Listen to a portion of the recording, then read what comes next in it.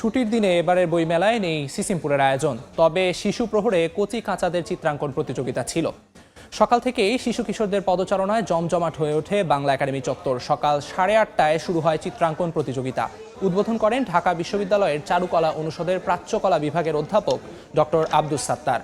এরপর সকাল 10টায় আব্দুল করিম সাহিত্য বিশারদ মিলনায়তনে হয় শিশু কিশোর আবৃত্তি প্রতিযোগিতার প্রাথমিক নির্বাচন অনুষ্ঠান। তবে এবার থাকছে না শিশু কিশোরদের পছন্দের সিসিমপুরের আয়োজন।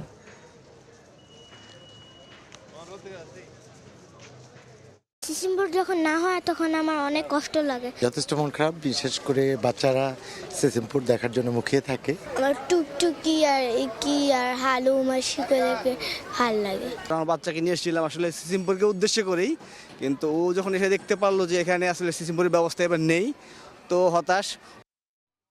এই মুহূর্তে বইমেলা প্রাঙ্গণে আছেন সহকর্মী উম্মেহানি। সরাসরি যাচ্ছি তার কাছে।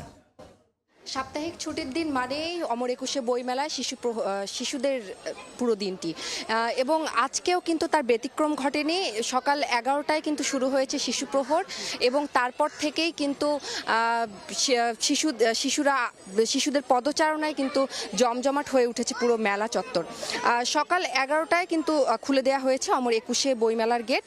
তারপরেই অভিভাবকদের হাত ধরে আসলে একে একে আসতে থাকে কচিকাচাদের দল, এবং পুরো মেলা প্রাঙ্গণ কিন্তু ভরে উঠেছে এখন শিশু কিশোরদের আনন্দ পদচারণায়।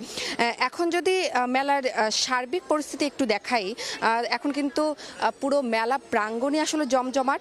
চারপাশেই শিশু কিশোর এবং অভিভাবকদের আনাগোনা, এবং প্রত্যেকটি স্টলে কিন্তু এখন শিশুরা ঘুরে ঘুরে আসলে বই কিনছেন।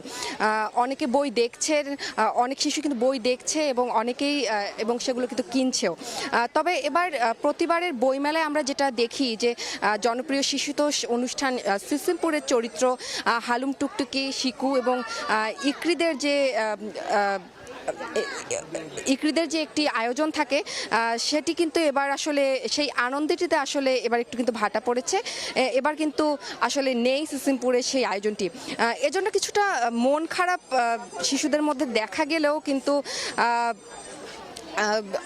আবার কিছুটা কিন্তু মন খারাপ তাদের মধ্যে দেখা গিয়েছে, কারণ প্রত্যেকবারই দেখা যায় যে সিসিমপুরকে নিয়ে একটি আলাদা উন্মাদনা থাকে বাচ্চাদের মধ্যে, এবং সেটিতে এবার আসলে একটু ভাটা পড়ায় তারা কিন্তু একটু মন খারাপ, তাদের কিন্তু একটু মন খারাপ। এবং একটু বলে রাখি যে তাদের এই মন খারাপকে কিন্তু কিছুটা কমিয়েছে বইমেলায় থাকা এবারের শিশুদের কিডস জোন, যেখানে কিন্তু ছোট্ট করে একটি মঞ্চ বানানো হয়েছে এবং সেখানে কিন্তু আনন্দ করছে অনেক শিশুরাই।